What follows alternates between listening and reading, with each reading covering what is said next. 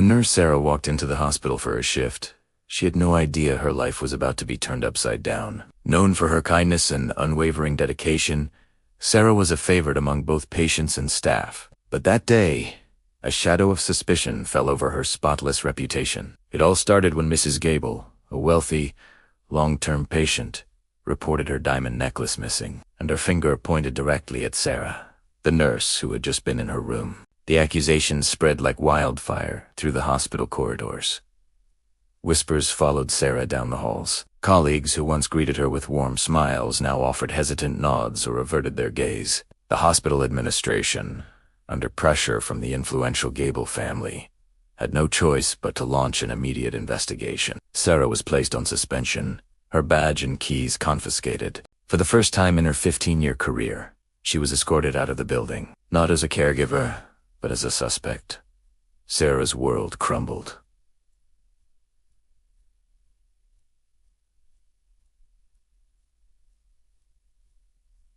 How could this be happening? She had dedicated her life to helping others, often staying late and taking on extra shifts.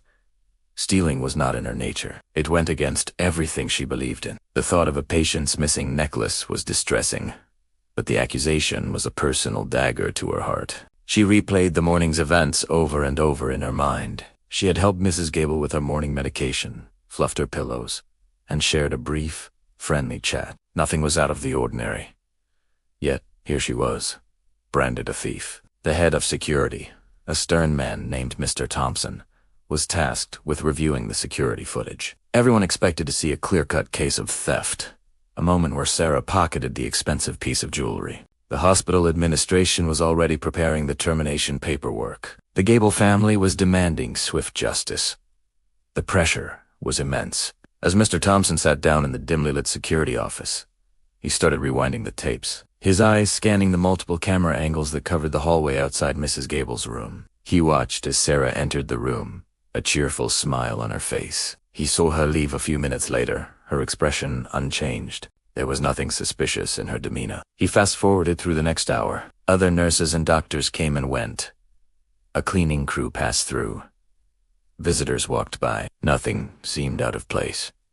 Frustrated, Mr. Thompson decided to check the footage from inside Mrs. Gable's room, a measure only used in serious investigations like this one. The camera was positioned high in a corner, offering a wide, clear view of the entire room. Again, he watched Sarah's interaction with the patient. It was exactly as she described. She administered medication, adjusted the bed, and left. There was no moment where she went near the bedside table where the necklace was supposedly kept.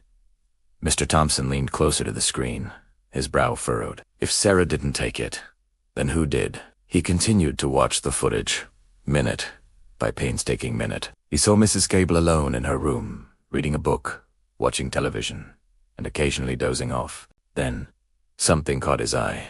It was subtle, almost unnoticeable. Mrs. Gable, believing she was alone and unobserved, sat up in her bed. She glanced toward the door, then reached into the drawer of her bedside table. She pulled out the glittering diamond necklace.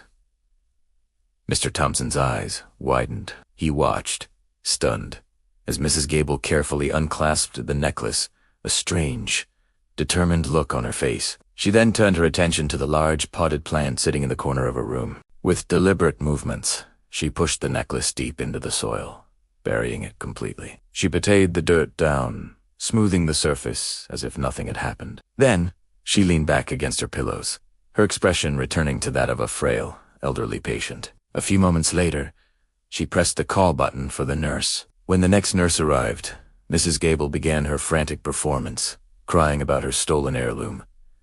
Mr. Thompson sat back in his chair, completely bewildered. Why would she do this? Why would she accuse an innocent nurse and hide her own necklace? He knew he had to get to the bottom of it before presenting the footage to the administration. He decided to do some digging into Mrs. Gable's file. What he found was heartbreaking.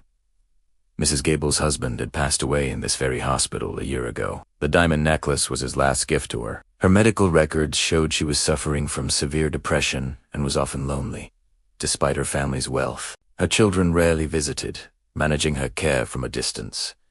A new theory began to form in Mr. Thompson's mind. He went back to the security footage from the hallway, this time looking for something different. He noticed that Sarah was one of the few staff members who spent extra time with Mrs. Gable, not just attending to her medical needs, but talking with her, listening to her stories, and holding her hand when she fell down. Sarah was a source of comfort, a friendly face in a sea of clinical efficiency. Mr. Thompson called Sarah and asked her to come back to the hospital. When she arrived, her face was pale and her eyes were red-rimmed from crying. He led her into a private office, away from prying eyes. He didn't show her the footage right away. Instead, he asked her about her relationship with Mrs. Gable.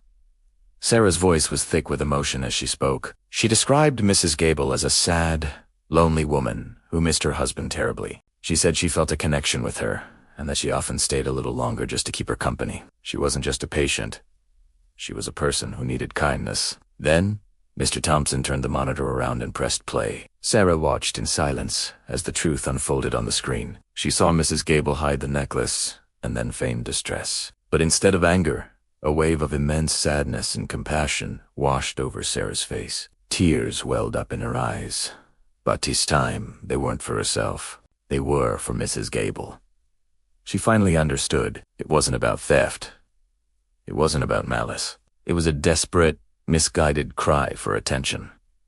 Mrs. Gable was so afraid of being alone, so terrified of being forgotten, that she created a crisis that would force people to pay attention to her, to talk to air. To be present, Mr. Thompson presented his findings to the hospital board. The room was silent as they watched the footage. The administration was deeply humbled and embarrassed. They immediately issued a formal apology to Sarah, reinstated her with back pay, and cleared her name completely. But Sarah had one condition. She asked that Mrs. Gable not be punished. She requested that the hospital instead focus on getting her the psychological help she so clearly needed. She also asked to be reassigned to Mrs. Gable's care. When Sarah walked back into Mrs. Gable's room, the elderly woman looked away, ashamed. Sarah walked to her bedside, pulled a chair close, and gently took her hand. "I know," she said softly. "It's okay. You're not alone in that moment. A bond that was nearly shattered by a false accusation was forged anew, this time built on a foundation of understanding, forgiveness, and true compassion." The security footage didn't reveal a thief. It revealed a story of loneliness and a powerful lesson in empathy that the entire hospital would never forget. Thank you so much for watching. If this story touched your heart, please hit the like button and subscribe for more content that explores the depths of human experience. We'll see you in the next video.